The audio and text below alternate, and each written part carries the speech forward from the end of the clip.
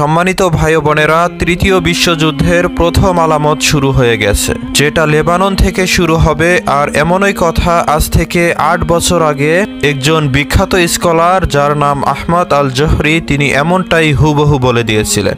এগুলো কল্পনার মাধ্যমে নয়, বরং কুরআন এবং রাসূলুল্লাহ সাল্লাল্লাহু আলাইহি সাল্লামের হাদিসের আলোকেই তিনি তুলে ধরেছিলেন। হ্যাঁ, আমাদের আশেপাশে যা কিছুই ঘটছে তা রাসূলুল্লাহ সাল্লাল্লাহু আলাইহি সাল্লাম 1400 বছর আগেই আমাদের জানিয়ে দিয়েছিলেন, এবং আল্লাহ তাআলা কুরআনুল কারিমেও এসব ঘটনার ইঙ্গিত দিয়েছেন। ভবিষ্যতে কি কি ঘটনা ঘটতে পারে, দাজ্জাল কিভাবে বের হবে, ইমাম মাহদী এবং হযরত ঈসা আলাইহিস সালামের আগমন কিভাবে হবে, সব তথ্য সেই ইসলামিক স্কলার হাদিস এবং কোরআনের আলোকে নিখুঁতভাবে বর্ণনা করেছেন। আমরা এখন আপনাদের সামনে সেই ইসলামিক স্কলারের কথাগুলো তুলে ধরব এবং আগামী দিনে কি ঘটতে চলেছে তাও জানাবো। কিয়ামতের সময় নিকটে চলে এসেছে এবং আমরা এখন শুধু বড় বড় আলামতের জন্য অপেক্ষা করছি। সেই ইসলামিক পণ্ডিত বলেছিলেন যে আমরা এখন কিয়ামতের ঘটনাগুলোর শুরুতে রয়েছি এবং তৃতীয় বিশ্বযুদ্ধের সূচনা আসন্ন। তিনি আরও বলেছিলেন যে আল্লাহর জমিন বিস্তৃত এবং ফিলিস্তিনের মধ্যে অনেক বরকত রয়েছে,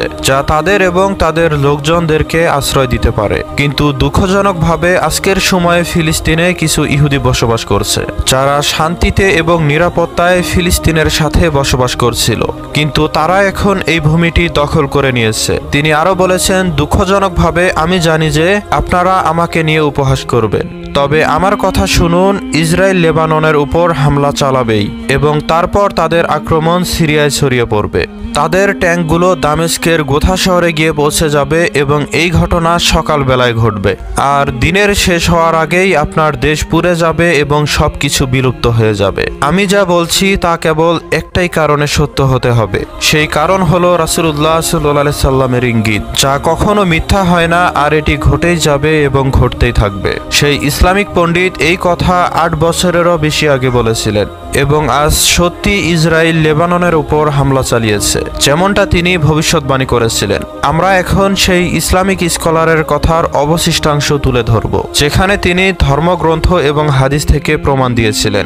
তিনি আরও বলেছিলেন, জাকারিয়ার বইয়ের 14 নম্বর অধ্যায়ের এক সালিমের উল্লেখ রয়েছে, যেখানে বলা হয়েছে তাদের মাংস গলে যাবে যখন তারা দাঁড়িয়ে থাকবে, তাদের চোখের গর্তে তাদের চোখ গলে যাবে এবং তাদের মুখের ভেতর তাদের জিহ্বা গলে যাবে। তিনি আরবদের উদ্দেশ্যে এটাও বলেছেন, ইসরায়েল কখনোই ধ্বংস হবে না যতক্ষণ না তারা আরবদের ধ্বংস করবে, এবং আরবদের মধ্যে শুধু অল্প কয়েকজনই বেঁচে থাকবে। সাহাবীরা রাসূলুল্লাহ সাল্লাল্লাহু আলাইহি সাল্লামের কাছে আরবের ভবিষ্যৎ সম্পর্কে জিজ্ঞেস করেছিলেন, তো নবী করিম সাল্লাল্লাহু আলাইহি সাল্লাম বলেছিলেন, সেদিন আরবরা সংখ্যায় খুবই কম হবে এবং তাদের মধ্যে একজন সৎ ব্যক্তি হবে যিনি বাইতুল মুকাদ্দাসের নেতৃত্ব দিবেন। সেই ইসলামিক স্কলার পুরোপুরিভাবে বলে দিয়েছিলেন যে ইসরায়েল লেবাননে হামলা চালাবে এবং তাদের ট্যাঙ্কগুলো দামেস্কের গোথা শহরে পৌঁছে যাবে। তারপর তাদের আক্রমণ সিরিয়ার দিকে প্রসারিত হবে এবং যখন সেই যুদ্ধ আসবে তখন দাজ্জাল বেরিয়ে আসবে এবং 40 দিন দাজ্জাল এই পৃথিবীতে অবস্থান করবে।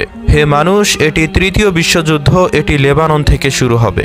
এখানে মানুষ পাগল এবং বেপরার মতো এই যুদ্ধে জড়িয়ে যাবে, কিন্তু এটি নিশ্চিতভাবেই ঘটবে এবং আল্লাহ তাআলা যখন কিছু ইচ্ছা করেন তখন তিনি মানুষের বুদ্ধি কেড়ে নেন যেন সেই ইচ্ছা পূরণ হয়। এটি কিয়ামতের শেষের ঘটনাগুলোর একটি ঘটনা, যেটি ভয়ঙ্কর, মর্মান্তিক এবং ভিন্ন ধরনের যুদ্ধ, কিন্তু এটি একই সাথে সুন্দরও বটে, কারণ এর পরেই ন্যায় বিচারের এবং সত্যের যুগ আসবে। মানুষ যুগের পর যুগ প্রতারণা, ধোঁকাবাজি এবং মিথ্যার মধ্যে ডুবেছিল। একজন ব্যক্তি যে শত শত বছর ধরে আমাদের মাঝে বসবাস করছে এবং পরিচালিত করছে, সেই ব্যক্তি আর কেউ নয়, সে হলো দাজ্জাল, যে শয়তানের সাথে হাত মিলিয়ে যুগ যুগ ধরে মানুষকে বিভ্রান্ত করছে এবং আল্লাহ তাআলার পথ থেকে মানুষকে দূরে সরিয়ে রেখেছে। দাজ্জাল তৃতীয় বিশ্বযুদ্ধের পরে 40 দিন থাকবে। সে তার প্রতারণা এবং ধোঁকাবাজি শুরু করবে না, বরং সে গোপনীয়তা থেকে প্রকাশ্যে বেরিয়ে আসবে।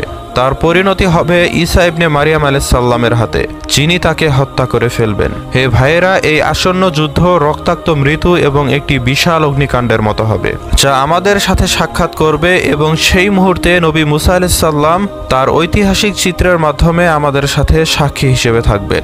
এটি একটি বিদায়ের অনুষ্ঠান হবে, যেখানে অত্যাচারের যুগ শেষ হবে এবং সত্য ও ন্যায়ের যুগের সূচনা হবে, যে যুগকে নবী করিম সাল্লাল্লাহু আলাইহি সাল্লাম এবং হযরত ঈসা আলাইহিস সালামের বংশধরেরা নেতৃত্ব দিবেন। তো সম্মানিত ভাই বোনেরা, আমরাও চাই খুব শীঘ্রই সেই সময়টি চলে আসুক। মহান আল্লাহ রাব্বুল আলামিন আমাদের মুজাহিদ ভাইদেরকে হেফাজত করুন এবং তাদেরকে যুদ্ধে জয়লাভ হওয়ার তৌফিক দান করে দিন।